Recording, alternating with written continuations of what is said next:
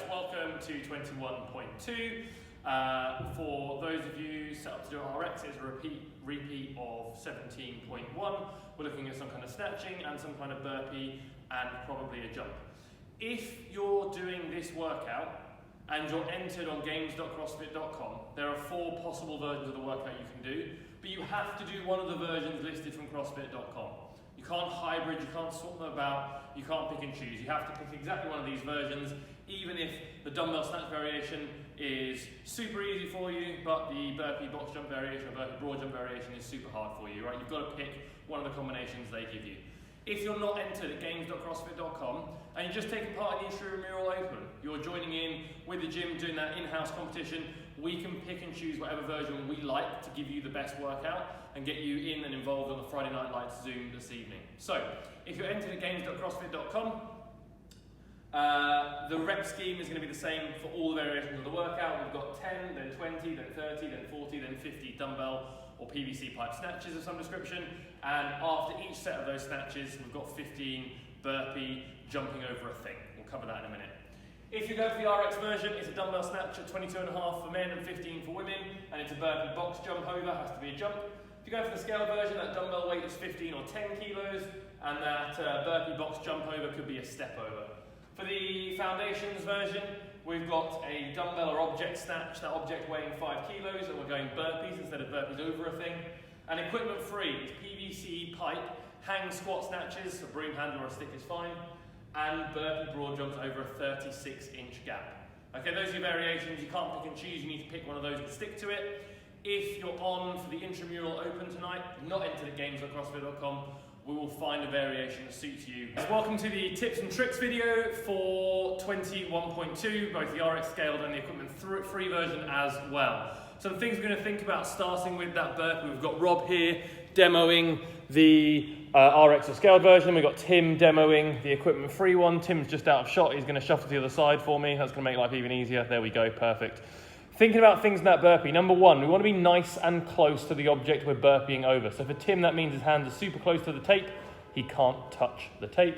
For Rob, it means his head is nice and close to the box. A couple of things on standards here. Chest and thighs on the floor. Tim can't touch the tape, and Rob must be straddling the tape with his feet and his hands. We've got a few variations in terms of getting over that box, right? We could step up, all right, make that jump, and then step down or turn around at the other end, reset, ready to go again. Nice and controlled. We'll have a look at a second rep.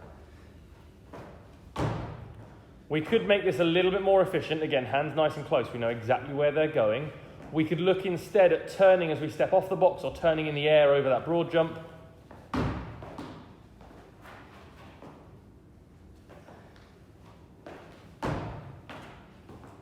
And then we can start playing with how we're getting in and out of that burpee position. So we could look at jumping down and jumping up.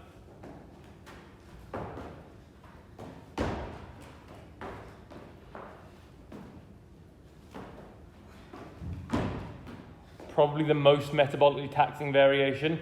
We could look at a step down, jump up variation.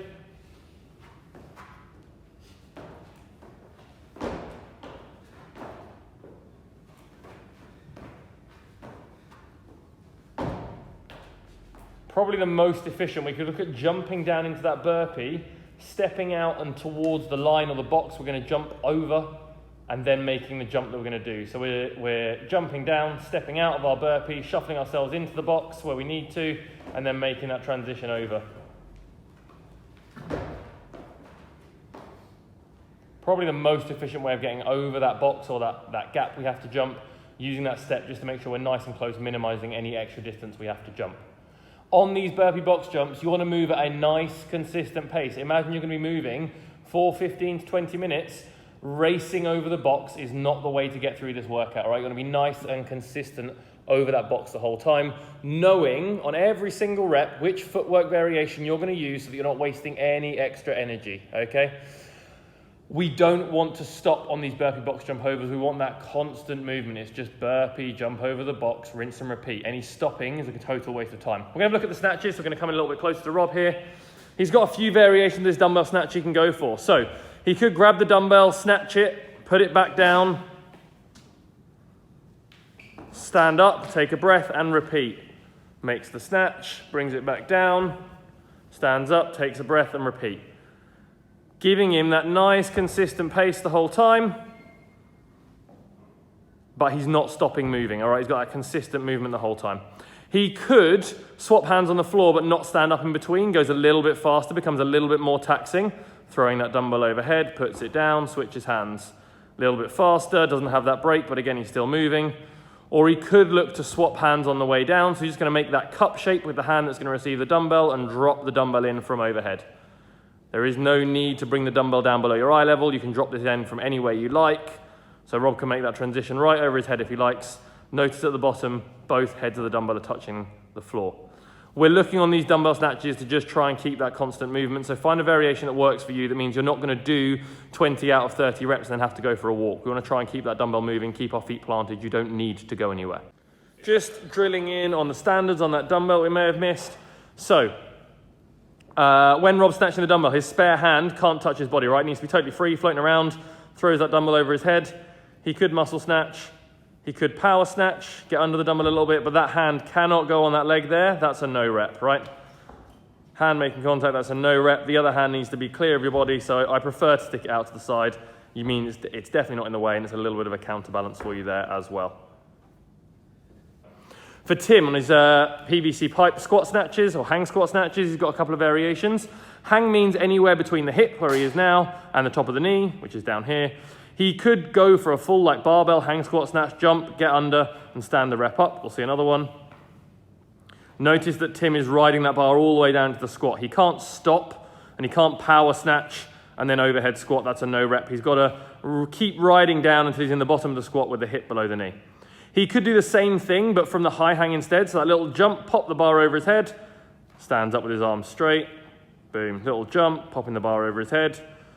Or we can look to hybridize this because we've got such a light weight in our hands. He can just pull the bar over his head and sit himself down into a squat. Standing all the way up, making sure he's got lockout every rep. He doesn't need to do that jump, the bar's not heavy enough. Just trying to make that as efficient as possible in terms of time of getting under the reps. So pulling the bar over his head and doing the squat like so. Movement standards for this one, Tim needs to make sure at the top of the rep he's fully stood up here for his finish position. You need to be really careful, especially as you start going faster, that you're not going to pull that bar over your head and then let your arm at the seat, no rep there. Arms need to be straight at the top, that's a no rep. He's bending and bringing the bar down before he's locked out. We're looking for full lockout here before he brings the bar down, so just be careful with that one. In terms of pacing for both of these pieces, you're looking to be moving for as much of the 15 to 20 minutes you'll be working out for as possible, so pick a variation that allows you to keep moving rather than doing short, fast bursts with a little break.